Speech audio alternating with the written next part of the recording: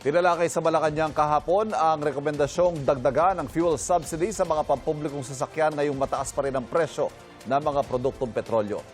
Ang desisyon naman sa hiling na dagdag pasahe nakabinbin pa rin. Narito ang aking unang balita.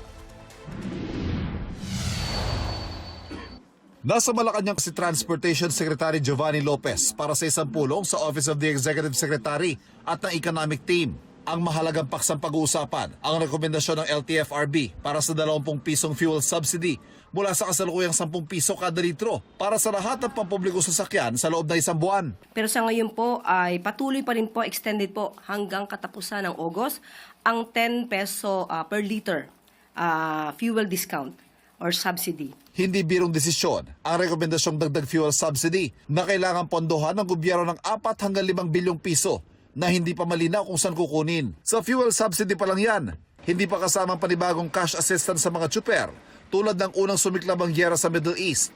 Habang walang malinaw na desisyon dyan, nakabinbin din sa LTFRB ang mga petisyon para sa taas pasahe. Ang piston, 10 pisong dagdag sa minimum fare ang gusto.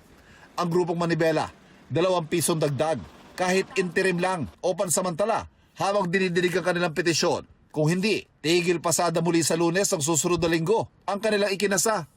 Ang sabi natin kay Chairman Vigor Mendoza ay hindi na talaga kinakaya ng mga tsuper at operator yung sobrang bigat na pasanin dito sa mga produktong petrolyo. Sa tuwing may petisyon para sa taas pasahe ang inflationary effect o ang epekto sa presyo ng mga bilihin ang isa sa mga pangunahing isinaalang-alang.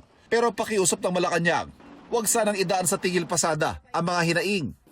Hindi ito ang sagot sa mga ganitong klaseng issue dahil mas mahihirapan lang din po ang ating mga commuters sa gagawin ganitong klaseng aksyon. Handa naman daw ang gobyerno sakaling ituloy ng Manibela ang kanilang tigil pasada.